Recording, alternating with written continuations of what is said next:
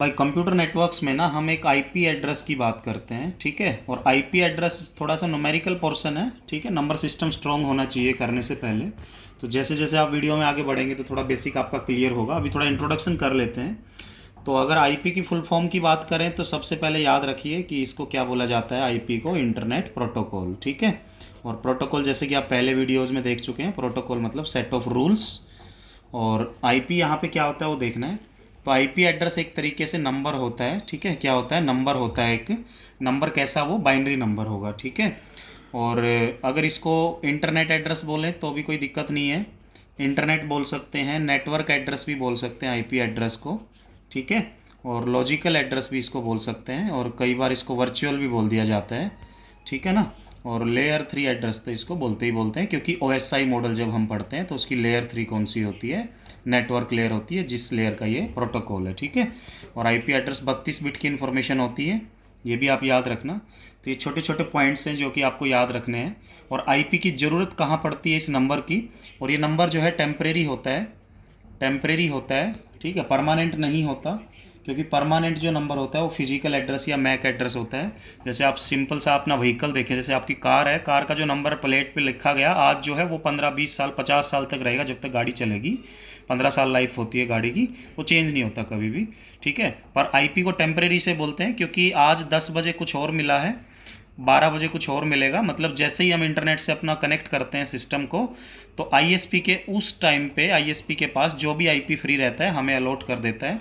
तो इसलिए हम बोलते हैं कि आईपी जो है, आईएसपी पे जो अवेलेबल आईपी एड्रेसेज हैं उनमें कोई भी मिल जाता है और जो फ्री होता है, ठीक है।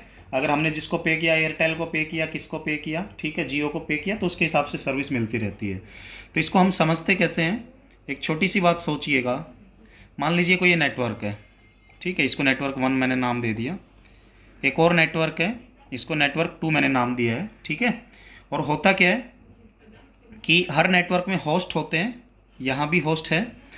तो है क्या, मान के चलते हैं कि हम यहाँ बैठे हैं और ये दूसरा नेटवर्क है, वाइड एरिया नेटवर्क की बात कर रहे हैं।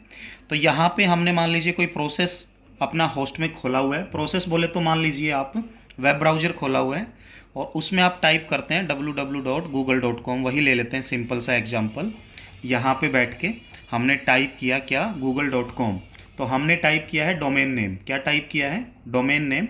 तो होगा क्या कि ये जो मशीन, होस्ट मशीन इसकी है, यहाँ पे भी एक प्रोसेस होगा जो गूगल सर्वर है, ठीक है, जो गूगल सर्वर है। कुल मिला के देखें तो कुल मिला के हमारी कंसर्न क्या है? हमारी कंसर्न क्या है? पहले यहाँ से, और ये अगर मान लीजिए हम इंडिया में कहीं बैठे हैं, बेंगलोर में या हैदराबाद में या दिल्ली में, तो ये कहाँ पे है सर्वर? यूएस कैलिफोर्निया सिटी में है गूगल सर्वर, ठीक है।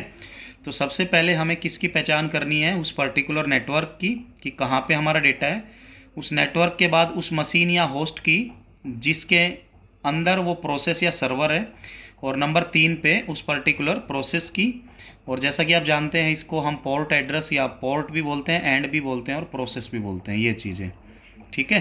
तो अब सवाल ये पैदा होता है कि जब हमने डोमेन नेम टाइप किया तो हम ये नंबर्स कैसे आइडेंटिफाई कर पा रहे हैं कि कौन सा नेटवर्क की, कौन सी मशीन का, कौन सा प्रोसेस, ठीक है। तो होता क्या है एक्चुअली में कि जैसे ही आप डोमेन नेम टाइप करते हैं, तो डोमेन नेम टाइप करते ही आपकी रिक्वेस्ट एक बंदे के पास जाती है और वो क्या कहलाता है? डीएनएस।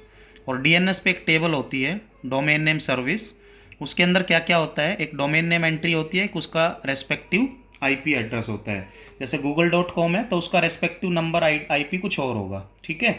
तो होता क्या है, नंबर 1 पे हम इसके पास जाते हैं, ये बदले में हम इसको google.com, यहाँ पे मान लो google.com लिखा है तो उसका जो आईपी है ये हमें बदले में ये रिटर्न करता है, ठीक है। और उसके बाद जैसे ही हमें आईपी मिलता है तो फिर हम आगे आईपी के साथ बढ़ते हैं, मतलब कि ये स्टेप 3 होगा, फिर ये स्टेप 4 होगा और लास्ट में स्टेप 5 होगा, ठीक है। तो आपको जाना तो कहाँ था? आपको जाना तो इस साइड था, पर आप गए किधर? आप गए उधर। क्यों? क्या वो ज़रूरी था? बिल्कुल ज़रूरी था, क्योंकि आप डोमेन नेम टाइप करते हैं। Why domain name? अब तुमसे कोई पूछ ले कि तुम डोमेन नेम क्यों टाइप करते हो, आईपी क्यों टाइप नहीं करते, तो तुम बोल दोगे कि अगर आईपी हम टाइप करें तो क्योंकि आईपी एक नंबर है और नंबर भी जीरोज़ एंड वंस की फॉर्म में है, तो ऐसे नंबर डिफ़िकल्ट टू रिमेंबर है, कितने याद रखेंगे? डिफ़िकल्ट टू रिमेंबर है, कितने याद रखेंगे? याद रखना इतना ईजी नहीं है। तो बेटर क्या रहेगा कि हम आईएसपी के पास जाएं, इंटरनेट सर्विस प्रोवाइडर के पास। वो एक टेबल मेंटेन रखता है डीएनएस की हेल्प से, जिसमें ये सब स्टोर रहते हैं, तो वो दे देगा ना इजीली। तो हम उसको पे करेंगे आईएसपी को डीएनएस का कि भाई याद नहीं रख सकते आप, कुछ पैसा ले लो और हमें ये सर्विस देते रहो, तो वो करेगा ऐसा। ठीक है, फ़ायदा होगा। तो कुल मिला के अगर मैं आपको एक बात अगर बोल दूँ कि क्या हमें यहाँ जाना था या यहाँ जाना था, तो जाना तो यहाँ था। ठीक है, जाना तो यहाँ था। और एक बात और ध्यान रख लेना, ये नेटवर्क है, ये अगर नेटवर्क है तो एक नेटवर्क में कितने होस्ट होते हैं। ठीक है, तो मैंने क्या बोला, आईपी क्योंकि एक नंबर है, डिफ़िकल्ट टू रिमेंबर है, तो इसलिए हमें जो याद रहता है डोमेन नेम्स क्या होते हैं, इंग्लिश लाइक स्टेटमेंट्स होती हैं। तो हम क्यों ना ऐसा करें कि बजाय कि 2-4 आईपी नंबर याद रखने के 1000 डोमेन नेम याद रख लें, अच्छा रहेगा। क्योंकि डीएनएस है वो उसको कन्वर्ट करने के लिए, तो इंग्लिश लाइक स्टेटमेंट्स होती है, ये बोलते हैं। और आप एक बात और ध्यान रखना कि एक नेटवर्क के अंदर बहुत सारे होस्ट होते हैं। क्या बोला मैंने, many host with in one network.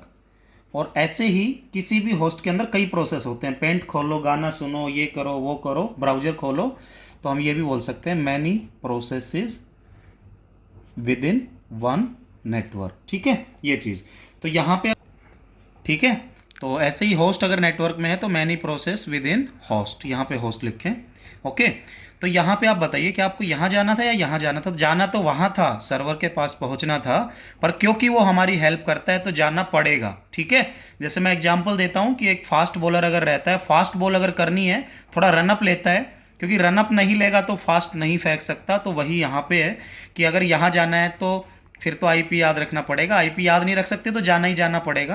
तो इसलिए डीएनएस को ओवरहेड भी बोला जाता है, एक ऐसा काम जो कि मजबूरन करना पड़ा, मजबूरी में करना पड़ा, क्योंकि हमें नंबर चाहिए था। ठीक है, तो कुल मिला के आपने क्या टाइप किया, डोमेन नेम google.com टाइप किया, और उसको हमने यहाँ पे किस में कन्वर्ट करा देखा, तो आपने क्या देखा, आईपी में कन्वर्ट किया। और आईपी में दो चीज़ें होती हैं, एक नेटवर्क आईडी होती है और दूसरा क्या होता है, होस्ट आईडी होती है। नेटवर्क से नेटवर्क पता चलेगा, होस्ट से कौन सी मशीन वो पता चलेगा।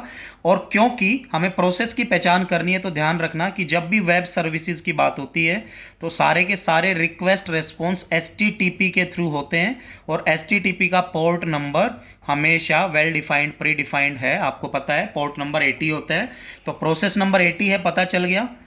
मशीन का क्या नंबर है इससे पता चल गया, और नेटवर्क का क्या नंबर है इससे, मतलब कि आईपी जो है, आईपी ने हमें 2 नंबर दिए, और एचटीटीपी सर्विस से हमें वेब सर्विस से पता चला पोर्ट नंबर 80 है। तो ये पूरा मैकेनिज्म है। तो आईपी की पहचान होती है कम्युनिकेशन में, मेन थिंग कौन है, आईपी। आईपी से हम पहचान कर सकते हैं कि हमारी रिक्वेस्ट जिसको रिस्पॉन्ड करनी है वो कहाँ बैठा है। नेटवर्क नंबर, होस्ट नंबर और पोर्ट नंबर, 3 चीज़ों की रिक्वायरमेंट पड़ती है। ये बात आप ध्यान रख लेना, अपने दिमाग के अंदर गांठ लगा लें इस बात की। ठीक है, ये मेन चीज़ है। पहले पे वहाँ जाना है नेटवर्क के ऊपर, फिर होस्ट, फिर उसके प्रोसेस के ऊपर, पर यहाँ जाना पड़ रहा है हमें किसकी वजह से, आईपी में कन्वर्ट करना है, क्योंकि हमें डोमेन नेम टाइप किया है। और एक और दूसरी बात, अगर आप google.com एक बार टाइप करते हैं तो डीएनएस के पास जाके आईपी लेते हैं, पर फिर क्या होता है कि वो IP for some time computer web browser की मेमोरी में स्टोर हो जाता है थोड़े समय के लिए। तो फिर से अगर तुम सेम पेज एक्सेस करते हो तो तुम्हारा पेज जो है फास्ट एक्सेस हो जाता है, क्योंकि सेकंड रिक्वेस्ट ऑनवर्ड्स हमें ज़रूरत नहीं पड़ती किसकी, डीएनएस की। ठीक है, किसी भी सेशन में फर्स्ट टाइम डीएनएस के पास जाते हैं फिर सीधा वहाँ पे जाते हैं।